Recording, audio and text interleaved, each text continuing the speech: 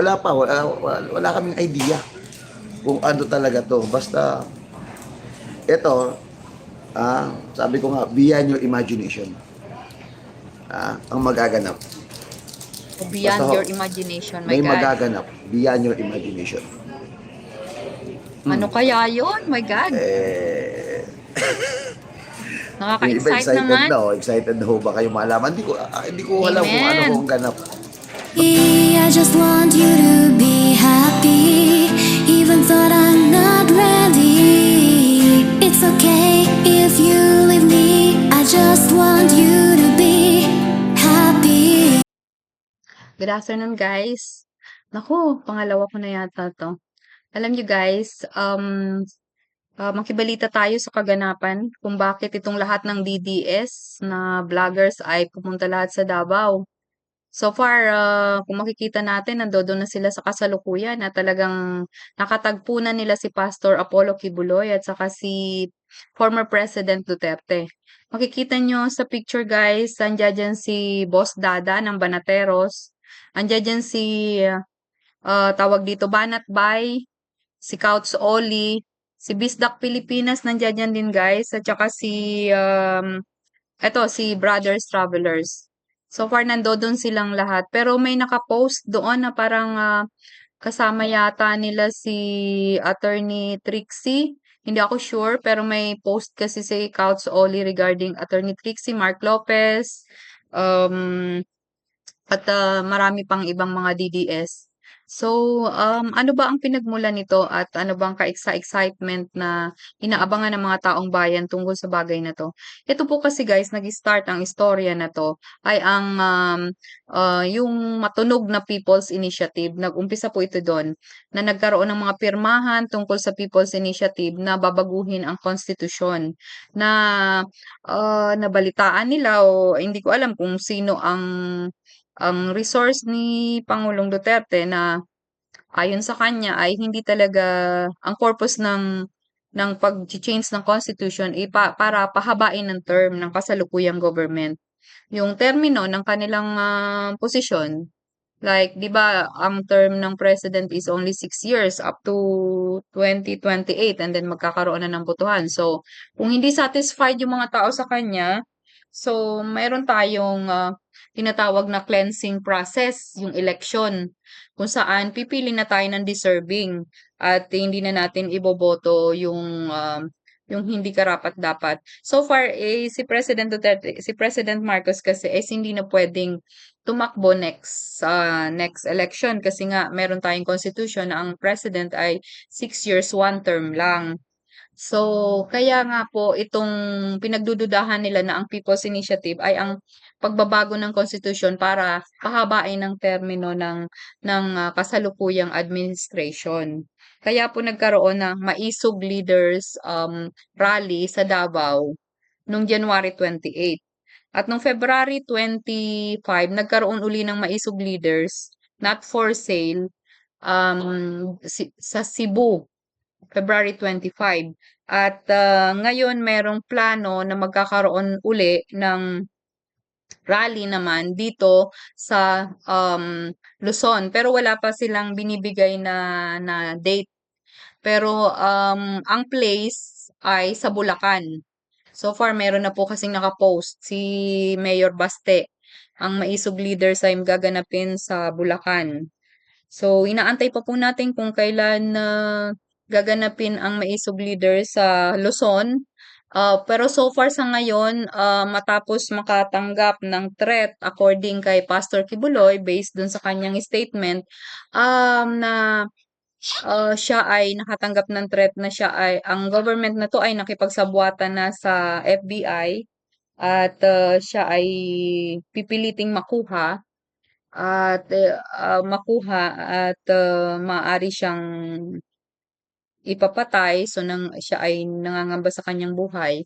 Kaya siya ay naglabas ng official statement, live, I recorded official statement. And then, dahil doon, sobra siyang nasaktan sapagkat hindi kaila sa lahat na si Pastor Apollo Kibuloy ay isa sa talagang sumuporta kay President Bongbong Marcos sa kanyang presidency. And even yung kanyang platform na SMNI talagang ginamit niya sapagkat nung mga panahon ng kampanya ay talagang parang isinusuka ang mga Marcos. Talagang lahat ng paninira ay talagang natatanggap nito ni President Bongbong Marcos sa lahat ng iba-ibang mainstream media. So inopen ni Pastor Kibuloy yung kanyang TV network, ang SMNI, para doon na gumanap ng mga debate at para mabigyan ng proteksyon at mabigyan ng patas na tawag dito na um, ano ang bawat kandidato, patas na pagtrato ang bawat kandidato. Kasama na po si President Bongbong Marcos doon. So naging successful naman po at talagang sinuportahan ni Pastor Kibuloy si President Bongbong Marcos. Kaya nga po sa kanyang presidency, kahit sino ay hindi talaga mag-iisip na dadanasin po ni Pastor Apollo Kibuloy ang nararanasan niya sa ngayon dito sa government ni Bongbong Marcos. Unang-una po, yung nagtanong po si Ka Eric at saka si Doc Lorraine regarding dun sa 1.8 billion na budget travel expense ni Speaker Romualdez.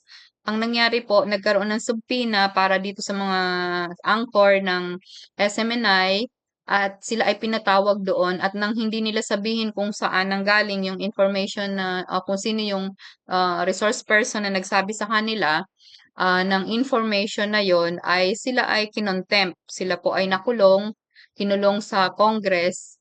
Subalit nung gumawa ng manifesto ang mga PMAyer, sila naman po ay pinakawalan.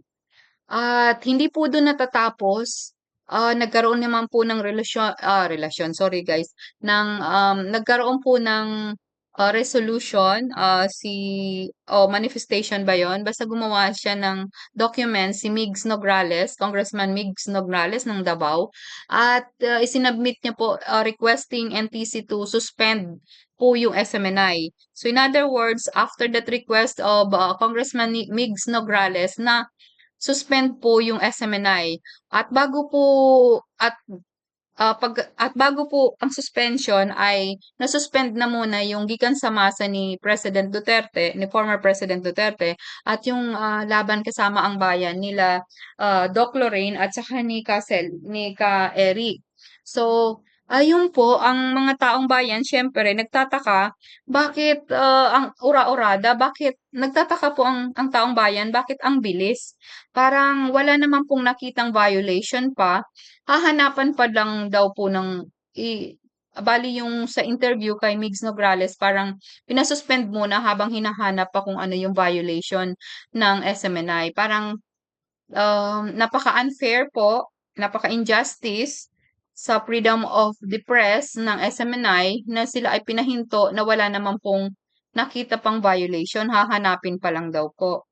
And after that, tuloy-tuloy po ay nagkaroon naman po ng reklamo sa Senado at para kay Pastor Kibuloy. Talagang dinudurog po eh.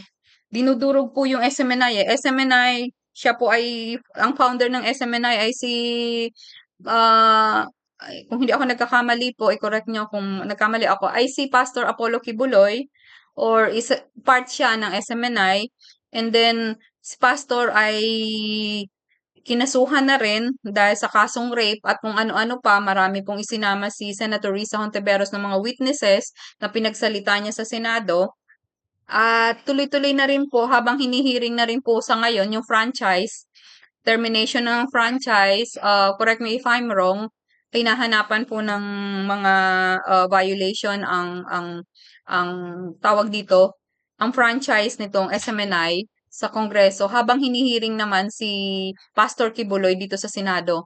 Kung makikita nyo, parang sabay-sabay yung binigay na kaso kay Pastor Kibuloy. Ano ba ang naging kasalanan ni Pastor Kibuloy after na talagang ibinigay niya ang lahat na suporta kay President Bongbong Marcos? Ang mga taong bayan po ang nakikita dito ay si Pastor Apollo Kibuloy po ang best friend po ni President Duterte, at si former President Duterte po, siya po ang nagsalita against sa Congress dahil sinabihan niya the most rotten agency itong Congress dahil ang liquidation po ay hindi via receipt, kung hindi ang liquidation ay via signature or certification. So, pag magpakita sila na sinertified nila na ito yung nagastos namin, ay tama na yun po ang nasa resolution number 10. Ang resolution number 10 po ay 2015, if kung hindi ako nagkakamali, yun po ay ipinasa ng Senado noong 2015. Kasama rin po doon si dating Senator Bongbong Marcos, sa nag-approve noon sila Senator Ping Lacson at marami pang iba. So yun po yung binuo noong 2015. um hindi, hindi ko alam 2011 or mga 2011 siguro, mga gano'n. Yun po ang nabuong resolution. Kaya po, ang liquidation ngayon, 'pag mag-liquidate po ang Congress, including na po ang Kongreso at ang Senado, ay through certification lang po. So yun po ang question ni President Duterte, na ikinagalit naman po ng Congress. Pero bago po gumawa ng ganyang statement si President Duterte, ay nagkaroon po kasi ng sunod-sunod na atake kay VP Sara sa Congress.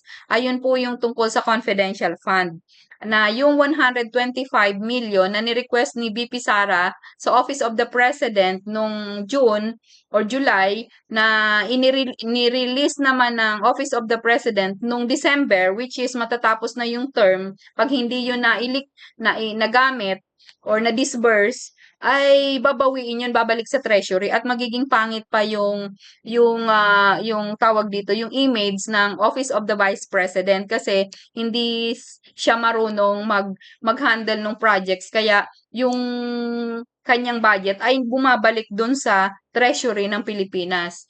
So, yung po ang nangyari, pero so far naman, wala naman naging reklamo po ang COA o Commission on Audit regarding dun sa 125 million, kasi liquidated naman po yan at submitted naman po yan sa COA, at makikita naman po yan sa online na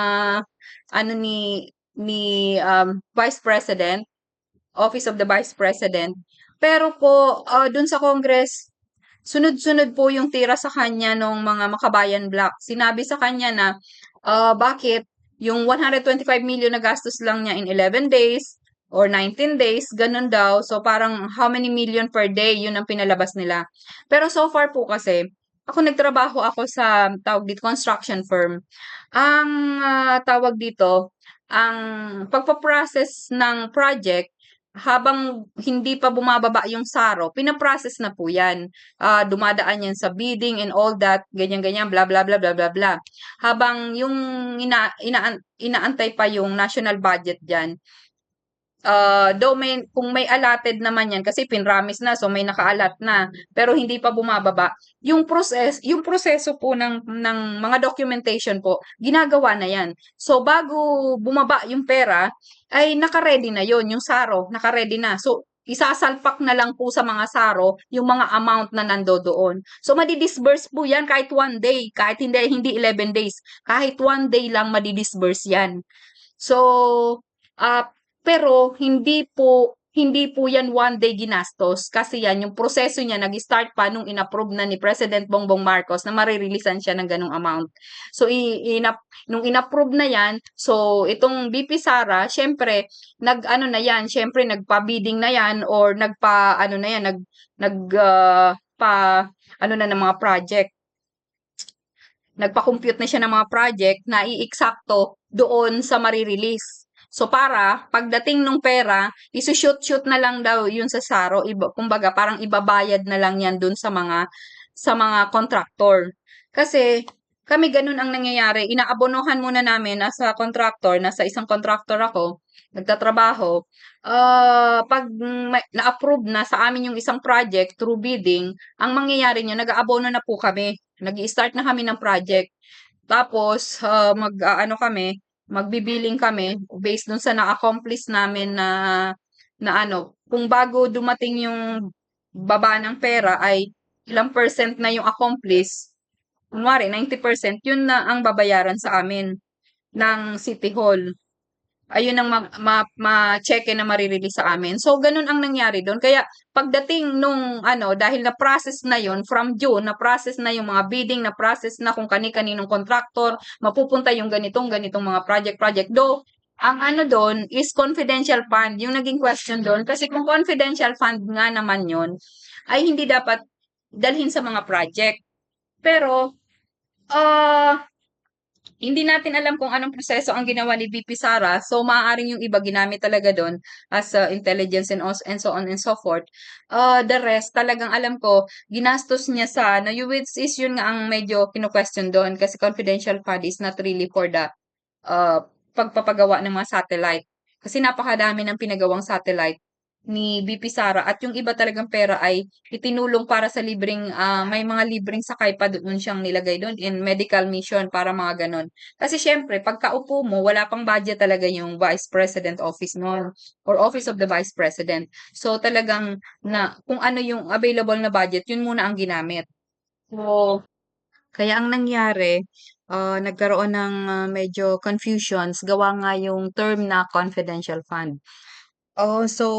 So far, natapos din nung issue tungkol doon. Ang sumunod naman na naging issue kay BP Sara ay ipapa-impeach. And then after that, nung issue ng impapa-impeach, so wala rin nangyari na impeachment kasi hindi naman impeachable si VP Sara kasi napakaganda nga ng performance niya and even si President Duterte, sinabi niya, bakit siya impeach? She doesn't deserve to be impeached, sabi ni President Marcos. So, nakalagpas na naman yung issue ng impeachment. Ang sumunod naman ay yung ICC.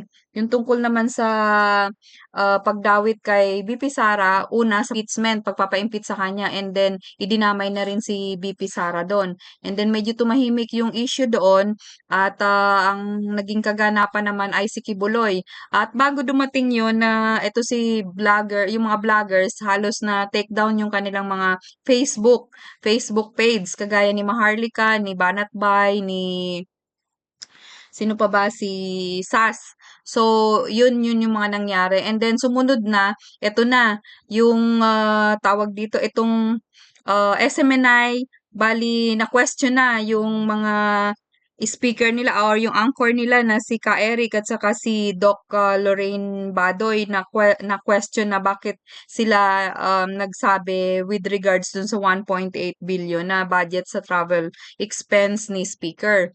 So, pinatawag sila nagkaroon ng hearing at sila ay na-contempt, nakulong sila sa Congress, which is later on dahil sa manifesto nitong tawag dito ng PMA sila din ay nakawala. Pero very kasi naging dramatic din yung issue ng pagkakakulong ni Ka Eric at saka ni Doc Lorraine Badoy kasi ang naging kasalanan lang nila nung tinatanong sila kung sino ang resource person nila dun sa naging kung bakit nila nasabi na ganitong halaga yung nagastos ng Congress, ng speaker dun sa travel expense niya, ay hindi naman pwedeng sabihin kasi pinoprotektahan din nila Ka Eric itong kanilang resource person na ang ayon sa kanila ay galing ay taga-Senado.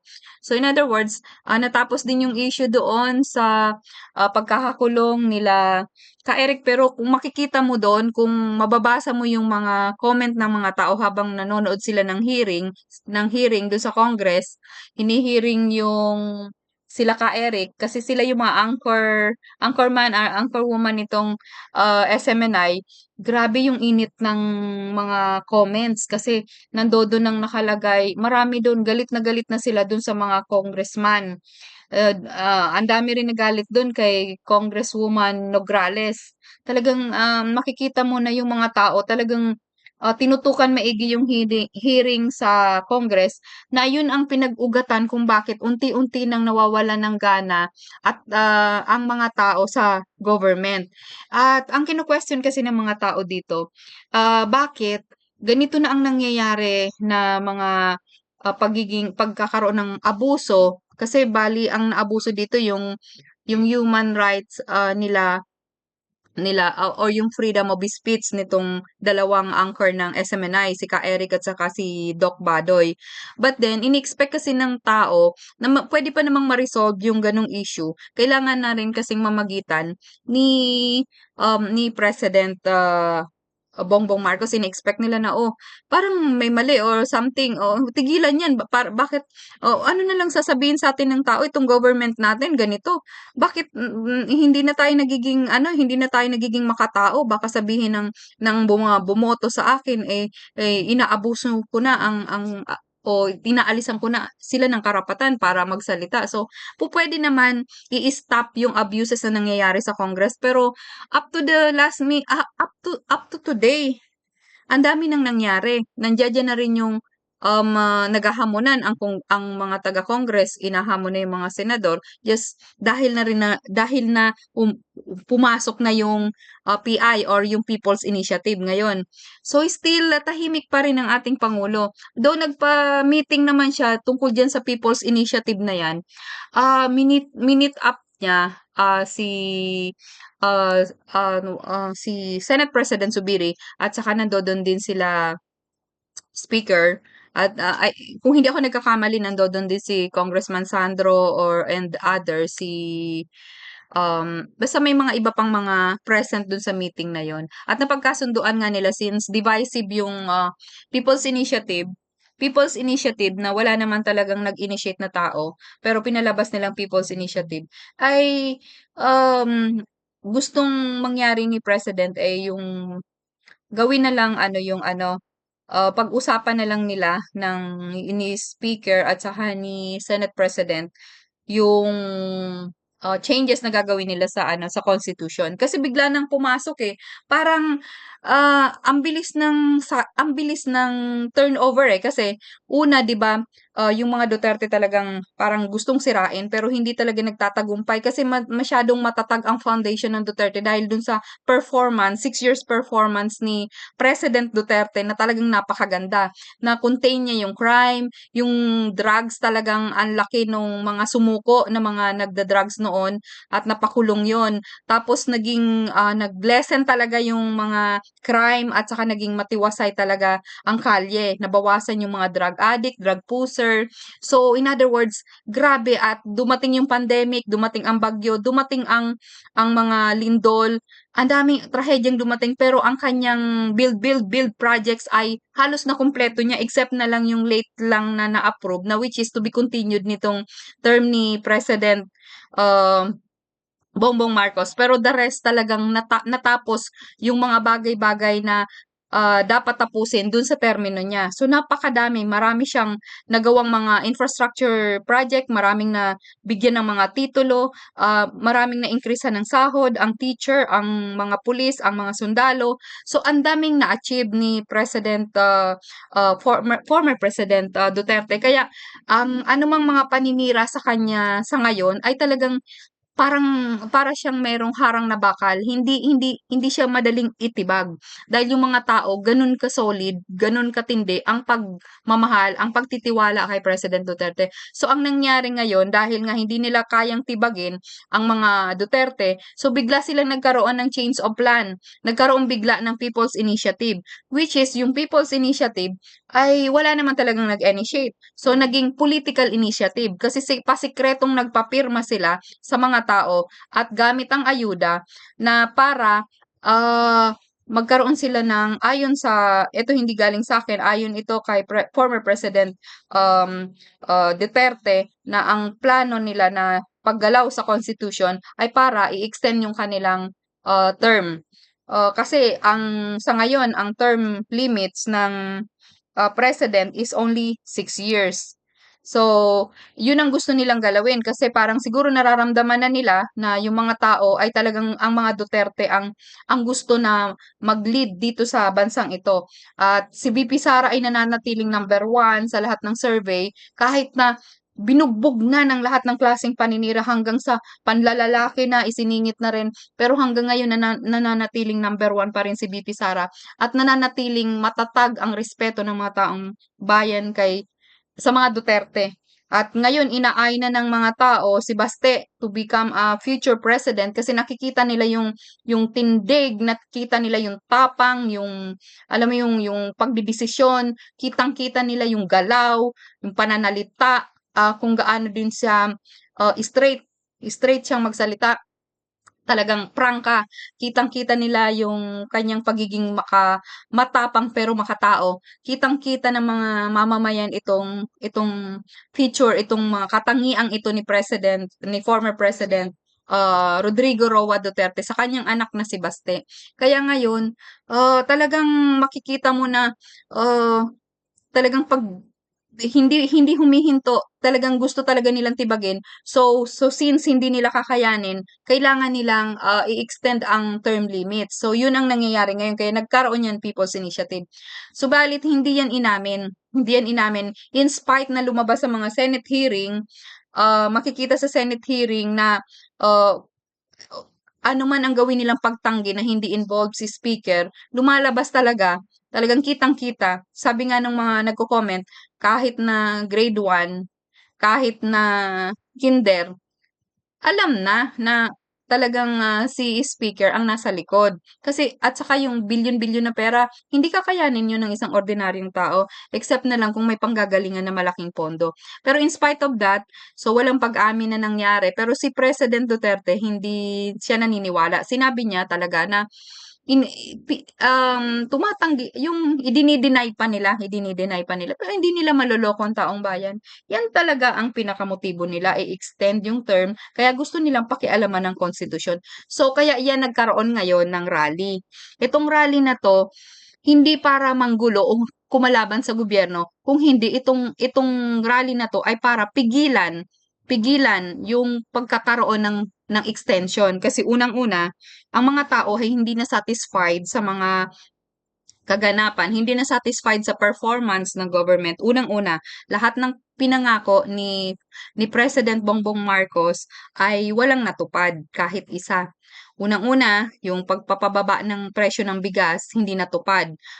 Yung sabi niya sa OFW, ang sabi niya, magiging ano na lang yan, choice na lang nila kung gusto nilang dun magtrabaho. Pero hindi na sila obligadong pumunta kasi ang pangako niya magkaroon na ng stable na trabaho or hanap buhay ang mga OFW dito sa Pilipinas. Kasi nasabi nga niya na ayaw niya nang naghihiwalay nga. Kasi pag naghiwalay yung, 'di ba, yung family, parang hindi nagiging maganda sometimes nagkakaroon ng mga incident na nagkakahiwalay and so on and so forth.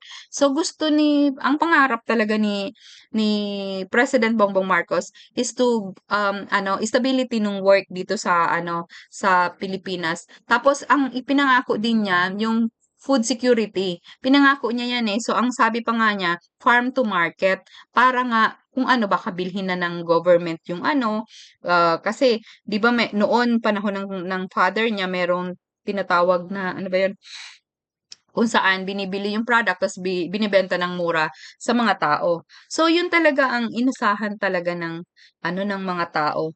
Hindi hindi at isa pa, yung ang sabi niya friend to all, walang papanigan na bansa o hindi papanig kay Amerika ay hindi papanig sa diplomasya. Though meron tayo kasing alliance with America, but then hindi naman natin aawayin siyempre si China.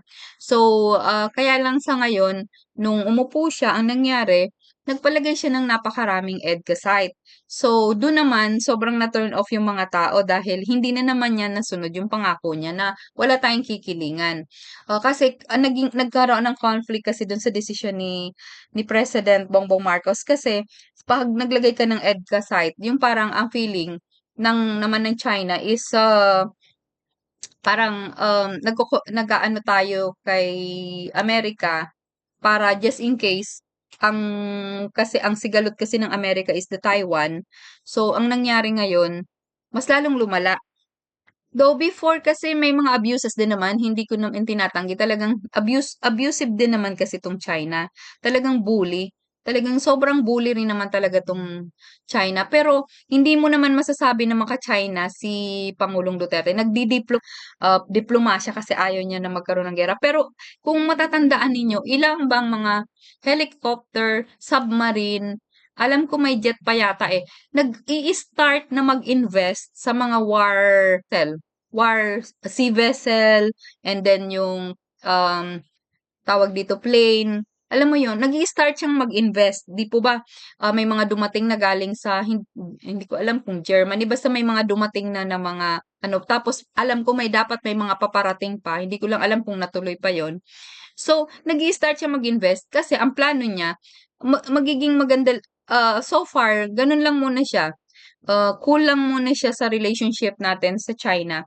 Kasi hindi pa tayo ready. Pero habang usap siya, nagkukulang muna siya, pero nag-o-order na tayo ng mga warship, nag-o-order na tayo ng ano. Dumating lang kasi yung pandemic. Kaya instead na mapunta yung iba dun sa mga pang war vessels natin na napunta sa mga ayuda. So yun ang nangyari. Pero ang pinakamaganda lang talaga sa mga Duterte is talagang makikita mo na hindi naman perfect kasi may corruption pa rin.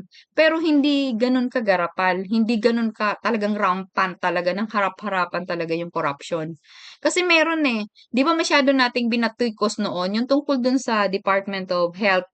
Department of Health, dun nagkaroon ng sobrang corruption gawa nga ng siyempre yung pandemic. So, dun talaga nagamit maigi yung pandemic kaya nagkaroon ng corruption. Pero, ah ay hindi hindi gano'n kasing kagaya ng ngayon talaga, na talagang yung pera sa PCSO naglalabasan ng gano'n-gano'n parang imposible na kasi na araw-araw na lang may nananalo.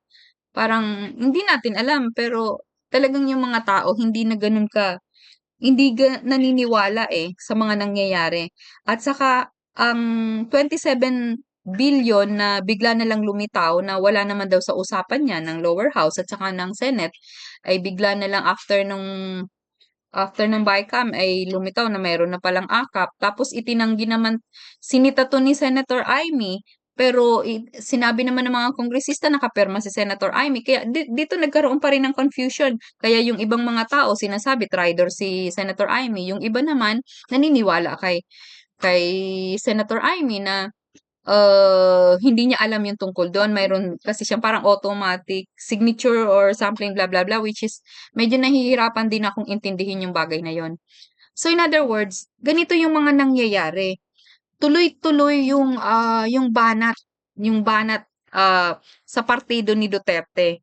To the point na si Pastor Kibuloy talagang sobra na ditong ano, dahil siya, hindi lang yung SMNI talaga ang dinudurog, pati na rin yung pagkatao niya. At nanganganib na rin na makumpiskaw, nanganganib na rin yung property ng kingdom. So, ang pinaka-latest action ni Pastor Kibuloy, dahil nga sa nangyayari na ito, parang collateral damage nga si Pastor Kibuloy dahil nga friend siya. Kasi kung sisirain lahat ng mga connected kay President Duterte o sa mga Dutertes, isa si Kibuloy sa pinakamalapit na best friend ni um, former President Duterte. Kaya talagang grabe din yung dinadanas ngayon ni Pastor Kibuloy. Kasi kung tutuusin, bakit titirahin si Pastor Kibuloy? Siya ay tumulong noon sa eleksyon. Siya rin yung nagbigay ng platform kay Bongbong Marcos. Pero bakit ganito dinadanas niya?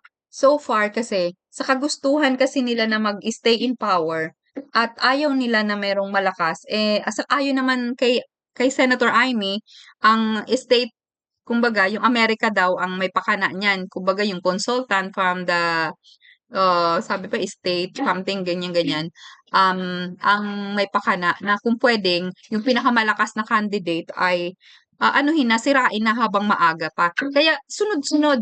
Kung matatandaan niyo, biglang may nag-commission ng ano, kay BP Sara natatandaan niyo 'yun, yung biglang may nagpa-commission na tawag dito, pa-survey, commission survey ang tawag do'n. Sino kaya ang nagpa-commission survey na 'yun, na lumabas ng the best president na susunod sa susunod after ni Ferdinand, Bongbong Marcos ay si, BP Sara, and then after dun nag-i-start na. Dun na nag-start yung mga sunod-sunod na paninira kay BP Sara. So, maaaring yung nagpa-commission survey noon ay napakana na nung ano, tawag dito, deep state or basta parang pakana ng Amerika ayon kay Senator Amy Marcos, parang yung consultant. Kasi nga ayaw ng Amerika na ang umupo na presidente ay yung makabayan kasi hindi nila makokontrol. Kasi ang mga Duterte talaga talagang makabayan ibig sabihin nakafocus sila kung ano yung needs ng mga ng mga constituents ng mga mamamayang Pilipino. Wala silang pakialam dun sa sa lahat sa mga kung ano-anong programa nitong kunwari ng Amerika kasi syempre mabusisi si President Duterte. Ayaw niya ng um, pagbigyan yung mga hinihiling ng especially ng Amerika kasi napansin niya na wala naman din tayong napapala. Yun ang sabi niya ni former President Duterte. Sabi niya, 'di ba yung mga baril pa nga, ang sabi niya, yung diniliver sa atin, mga dispalinghado yung mga baril. Kaya malayo talaga ang loob ni President Duterte sa Amerika. So, to continue guys, so ito na nga yun, kaya nagkaroon nga nito dahil sa mga Duterte, kaya ito na involved na rin si Pastor Kibuloy. At dahil nga si Pastor Kibuloy ay nakaramdam na ng threat sa kanyang buhay, kaya ito at napansin na niya na hindi talaga siya lulubayan at ang sabi pa niya sa kanyang official statement na talagang nakipagsabuatan na itong gobyerno na to doon sa FBI para siya ay makuha at talagang sabi pa nga niya baka plano siyang patayin kaya nangangamba siya sa kanyang kaligtasan. Kaya hindi rin siya rin pumupunta sa Senado. Sabay-sabay na. Sabay-sabay na yung kasing nangyayaring kaso kay Kibuloy. Yung kanyang siya personally hinihiring siya sa Senado, yung kanyang SMNI hinihiring sa Congress. And possible pa na mawala yung pinaghirapan ng kingdom na ano tawag dito, yung hardin, yung talagang dun kung saan dun sila sumasamba. So ang ginawa nila, latest na ginawa nila ay ito nga daw, breaking news nga ito ng mga nakaraang araw na ipinamana. Pero actually hindi naman talaga pamana kay yung mga property nitong Kingdom of Jesus kay former President Rodrigo Roa Duterte. Kung hindi, ginawa siyang administrator. In other words, kung mayroong gagalaw, kung mayroong magsisita dun sa mga property ni Pastor Apollo Kibuloy, dadaan lahat kay former President Duterte. So wise move sila, 'di ba? So yun so far yun ang pinaka-latest natin at yung rally na halos dun mo doble, nag-start siya just last week at ngayon nasa day 5 na habang tumatakbo ang araw nagdodoble yung mga uma-attend at even yung mga DDS vlogger so far plano na rin na na sumama na rin sa rally at may mga nauna ng mga DDS doon, I mean mga DDS supporters, may mga nauna ng sumama, yung nagdala nga nung napakalaking bandila ng Pilipinas. Ayun, I think yung day 3 yun ginawa, yung nagdala ng ayun, day 3 yun ginawa, yung nagdala ng napakalaking bandila at talagang nag-uumapaw yung talagang kagalakan ng lahat. Kung makikita nyo, very organized yung ginagawang rally. Napaka-discipline, sabay-sabay, halos yung indak nila, yung sayaw nila, napakadami nila. At napakarami din ng mga guests na dumating dung day 3. Marami doon nagsalita na talagang mga nagpapahayag ng kanilang na frustration sa ating gobyerno at nagpahayag din sila ng pagnanasa na baguhin na ang sistema ng gobyernong ito. At tuloy-tuloy nga po itong nangyayari at inaasahan pa yung paparating na rally, na pinakamalaking rally dito sa Bulacan ng Maisog Leaders. At itong kaya nga po, dahil ang mga tao ay talagang nakatutok, dahil gustong-gusto na po ng mga tao na mapalitan na po nitong kasalukuyang gobyerno, base na rin po sa mga survey yan, sa mga kalye survey na ginagawa ng ating mga kababayan na talagang gustong-gusto na nila na kung po puwedeng ibalik si Duterte. Karamihan yun po ang sinasabi, kung puwedeng ibalik si Duterte sa government kasi nga sobrang hirap na ng buhay ngayon, ang dami ng nagkalat na durugista, ang dami ng mga mandurukot. So, nagwi-wish po talaga ang mga tao na ibalik na ang mga Duterte. So, ang mga Duterte supporters, ang mga mamamayan ay talagang nakatutok araw-araw diyan sa social media para malaman kung ano na ang latest na kaganapan. Yung iba nag-aantay lang eh. Nag-aantay lang na kung dumami ang ano, sasabay na rin sila. So far kasi nagmamatiyag lang yung iba. Um, kung ano na ang ano. Kaya ito ngang pinaka-latest ngayon na bigla na lang after nitong paglitaw ni Maharlika sa screen, paglitaw ni Sas doon sa screen sa Liwasang Bonifacio, bigla naman ngayon ang pinatawag naman yung mga ano, mga DDS vlogger at pumunta naman sila sa Davao at yun po ang talagang kaabang-abang dahil ayon kay Brothers Travelers ay ano daw, meron daw silang misyon at talagang ikatutuwa daw ng taong bayan. So, excited na po ang lahat at talaga tayo po ay magdasal, manalangin po tayo na sana po yung minimithi nating tunay na pagbabago sa ating bansa ay makamit na natin sa lalong madaling panahon. Hindi po natin hinahangad na matanggal natin si President Bongbong Marcos sapagkat pwede pa po siyang magbago. Pwede pa po niyang sa pamamagitan ng kanyang ng kanyang pagpupursige na mabago ang sistema, ang mga nangyayari sa ngayon, maaari pa niyang isalba ang kanyang posisyon, maaari pa niyang isalba ang bansang Pilipinas. Only that talagang kailangan niyang i-sacrifice yung mga tao na nasa paligid niya na talagang nag-cause ng sobrang distraction, nag-cause ng sobrang division sa bawat Pilipino.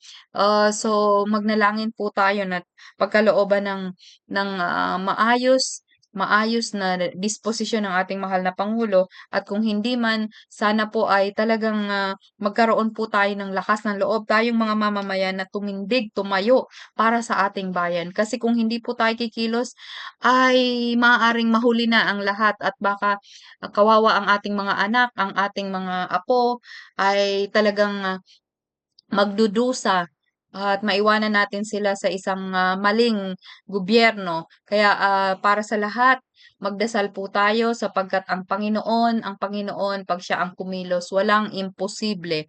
Yun lang po ang masasabi ko at gusto ko po ibalik kayo dito sa kay Brothers Travelers para marinig natin kung ano at malay mo makakuha tayo ng konting hint kung ano talaga ang mangyayari.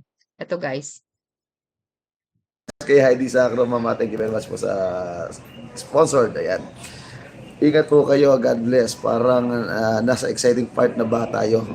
Ito na nga po wala kaming idea kung ano talaga to. Basta, ito, sabi ko nga, beyond your imagination.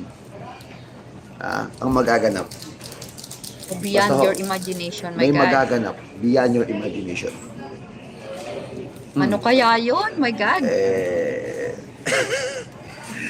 iba Nakaka-excite excited naman. na, excited na ho ba kayo malaman? Hindi ko alam kung ano Amen. ho ang ganap. Basta ho, Serve namin yung warrant of arrest oh, ng ICC. ito. Ano to?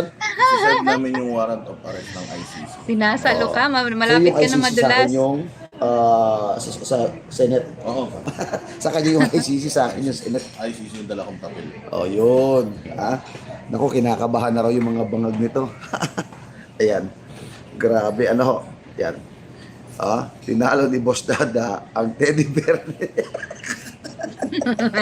Hindi, ikaw naman. Kaya ngayon ito yung gusto kong kasama. Saan na kayo, boss? Nandito lang po kami sa airport. Titingin lang tayo ng surot, ano? Bro, ikot mo na ako dito, ha. Maghahanap ako ng surot. Baka may mahanap tayo surot dito. Kasi balitang-balita yung mga surot dito, eh. Balitang-balita ako yung mga surot. Kaya, Final call for boarding. Final call for boarding. Ayan po guys, mute ko muna si Brothers Travelers kasi maghahanap lang naman siya ng surot. So far guys, tatapusin ko na dito yung vlog na to kasi talagang maingat na maingat din po sila sa pagsasalita even dito po kay Banat Bay. So walang ginawa po ito kundi kumain lang. Wala akong mapiga dito eh.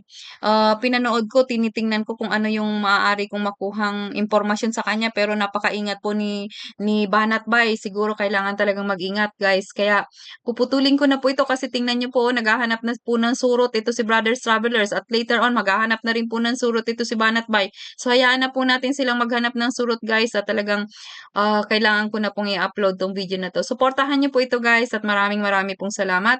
Mag-subscribe ko kayo at mag-like. Nagkakanda bulol-bulol na po ako. Thank you so much guys. God bless everyone. Mabuhay po tayong mga Pilipino.